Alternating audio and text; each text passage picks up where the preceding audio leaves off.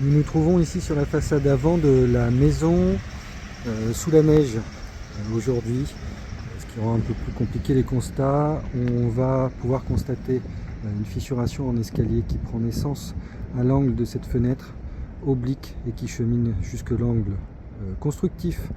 Évidemment, cette maison est ancienne, des années 1930, et il n'y a pas de chaînage ou de poteau raidisseur.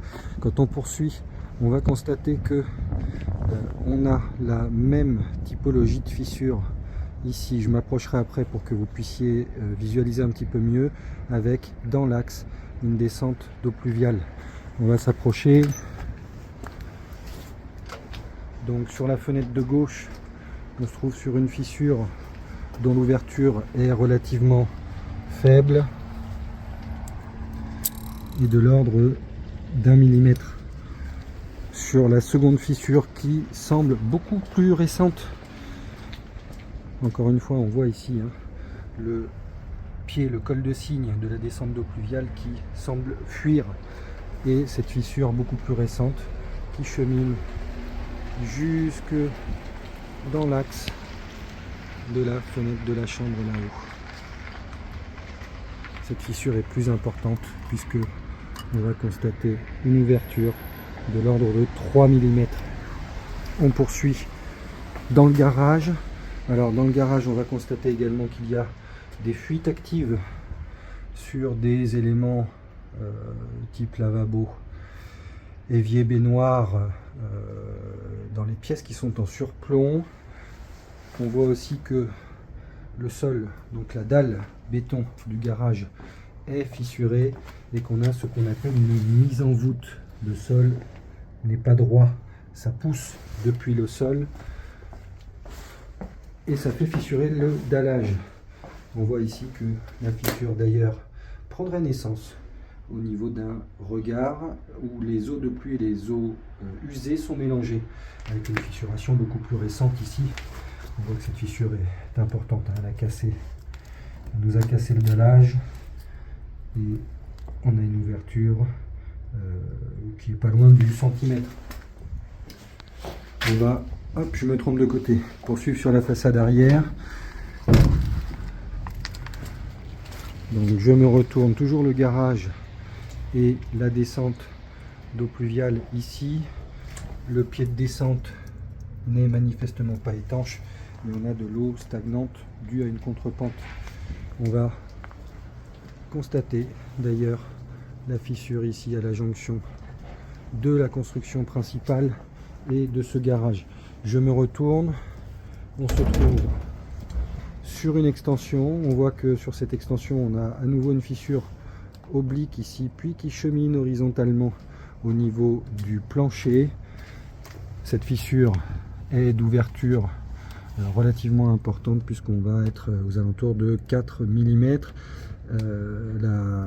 Cette extension date des années 80-90. Il n'y a a priori pas de caractère évolutif parce que les silicones posés n'ont pas ou très peu travaillé. On va prendre un peu de recul pour visualiser la maison dans son ensemble et je vous emmène également voir une autre fissure structurelle et en escalier qui là aussi semble ancienne et qui se trouve là-haut à l'angle de la fenêtre. Si je zoome, on la verra un petit peu mieux ici.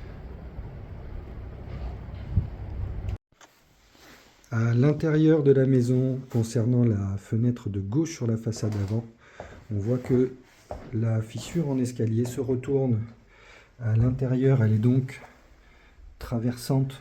On la retrouve ici. On va noter également la contrainte qui s'opère au niveau du plafond. Généralement, les plombiers font un...